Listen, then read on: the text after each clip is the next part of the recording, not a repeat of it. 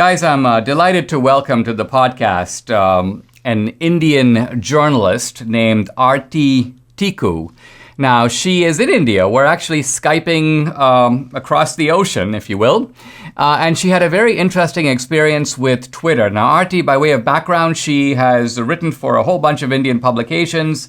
She's been affiliated with the Times of India, the Hindustan Times, the BBC. She has a master's in international affairs from Columbia. And she's the founder and editor-in-chief of The New Indian. Aarti, welcome to the podcast. Thanks for joining me. I know it's actually late at night in India. Are you in New Delhi or where are we Skyping you?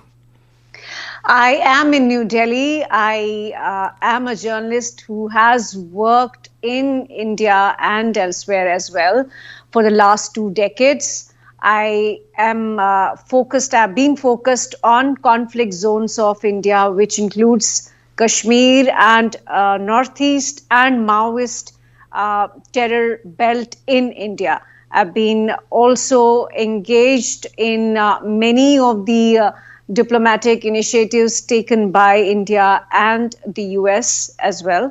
But more than that, I am also a student of international affairs from Columbia University, as you rightly pointed out.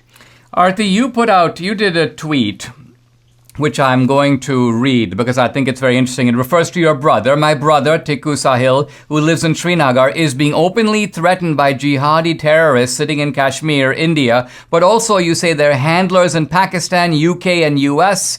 And then you say, are we sitting ducks waiting to be shot dead by Islamists, or will you crack down on them? And then you have a little assortment of some of the sources of the people who were evidently attacking your brother. Now, tell us what happened when you put that tweet out. What was the response on the part of Twitter?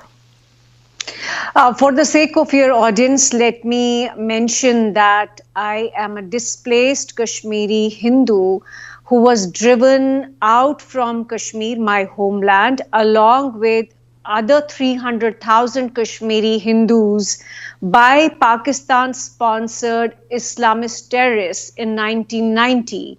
I grew up almost in a refugee camp in the southern part of the state of Jammu and Kashmir, which is now a union territory within the Union of India.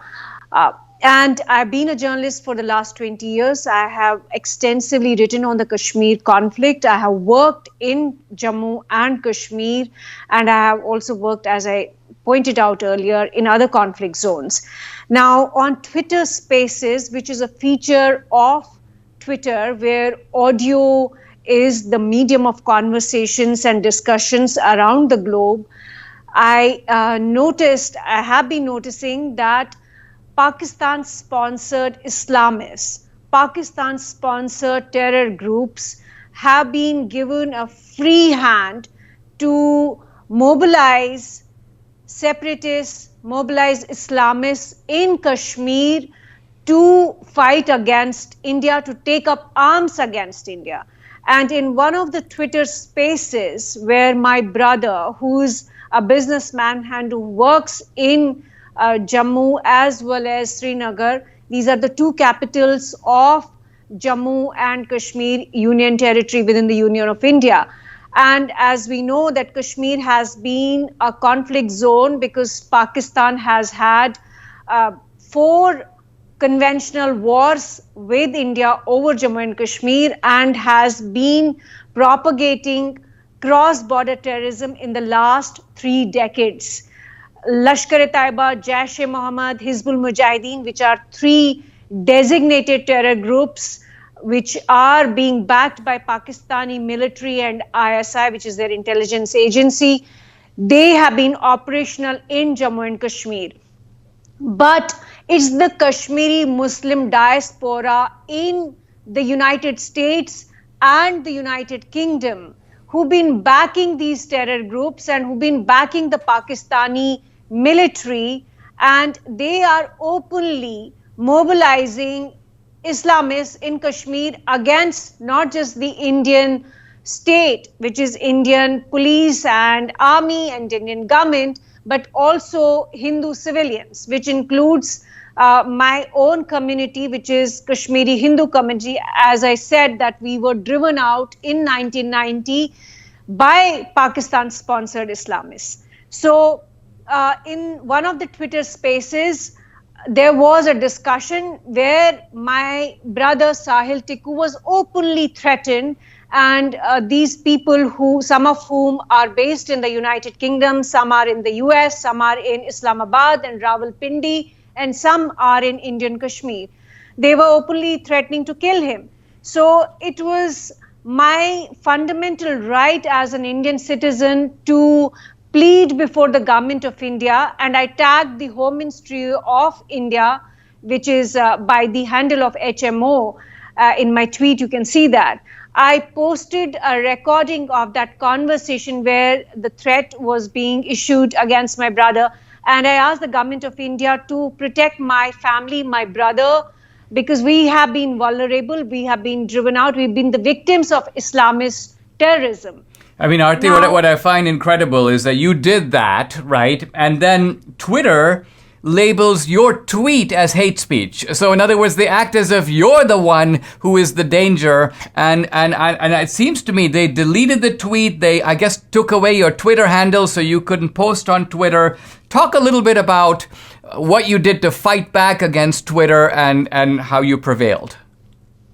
So they blocked my Twitter account for almost 4 weeks, and they blocked that tweet as well, labeling it as hateful conduct because for reasons best known to them, they actually did not give me any explanation. I waited for 2 weeks or so, and after making an appeal to Twitter that my conduct is not hateful, in fact, their conduct is hateful and biased against the victims of Islamist terror in India. But the response from Twitter was very negative. They, in fact, said that it was hateful conduct and they were not going to give me access to my account. So in the end, I went to court. I spoke to my lawyer.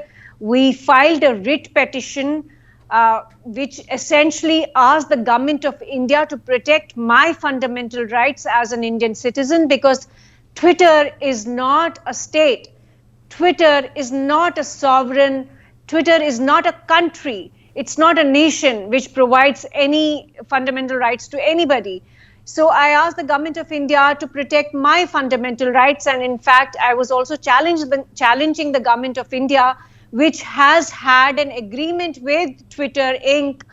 to, basically Twitter Inc. is liable to follow certain guidelines and rules which the government of India made mandatory last year in August. And Twitter was violating those rules and guidelines openly. So I had no option but to go to the court. Fortunately, the court heard my writ petition and court issued a notice to Twitter Inc. as well as the government of India.